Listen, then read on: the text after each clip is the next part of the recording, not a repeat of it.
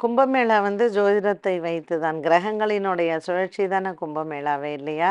So இதில வந்து பார்த்தீங்கன்னா, 4 இடத்துல இந்த கும்பமேளா ரொம்ப விசேஷம். அண்ட் கும்பமேளாவினுடைய கதை எல்லாருக்குமே தெரிஞ்சிருக்கும்னு நெனைக்கிறேன். இந்திரனினுடைய மகன் ஜெயந்த் வந்து அ அமிர்த கலசத்தை எடுத்துண்டு ஓடுறாரு.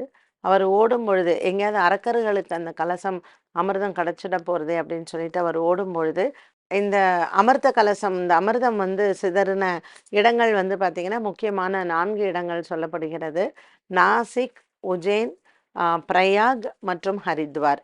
இந்த 4 இடத்துலயுமே உங்களுக்கு இந்த கிரகங்களினுடைய சுழற்சி. அதில முக்கியமா பார்த்தீங்கன்னா, குரு பகவான் தான். ஸோ இந்த குரு பகவான் இப்பொழுது ரிஷப ராசியில இருக்கும் பொழுது பிரயாக்ல நடக்கிறது. அதுவும் இந்த மகா கும்பமேளா 144 வருடங்களுக்கு பிறகு ஒரு மகா கும்பமேளா நடக்குது. ஸோ நம்மளுடைய ஆயுள்ல இது வந்து திரும்ப எப்படி பார்ப்போம் அப்படிங்கிறது தான். 2026ல நமக்கு வந்து உஜ்ஜைன்ல நடக்க போறது அடுத்த கும்பமேளா.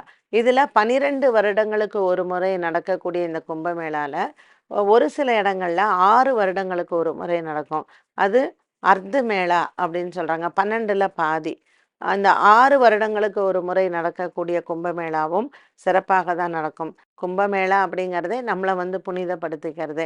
இப்போ சனி பகவான் கும்பராசியில இருக்கக்கூடிய இந்த சஞ்சாரம், சுக்கிரன் இருக்கக்கூடிய சஞ்சாரம்.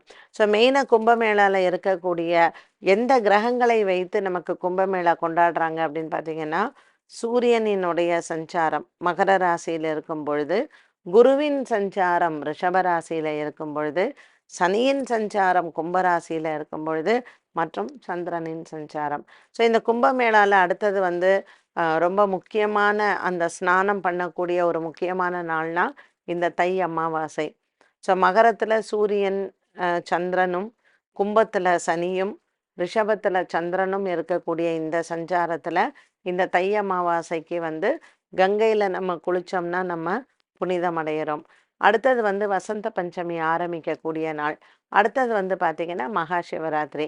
ஸோ இந்த மகா சிவராத்திரியோட இந்த கும்பமேளா வந்து முடிகிறது. அவசியம் நம்மளால முடிஞ்சா இந்த பிரயாக், காசி, அலகாபாத்ன்னு சொல்றோம் இல்லையா? இந்த இடத்துல போயிட்டு நம்ம இந்த புனித நீராடல் அப்படிங்கிறத செஞ்சா, நம்மளுடைய பாவங்கள் தீரும். நம்மள புனிதப்படுத்திக்கிறதுக்கு கிரகங்களால் ஏற்படக்கூடிய ஒரு மிக அருமையான விஷயம்னு சொல்லலாம்.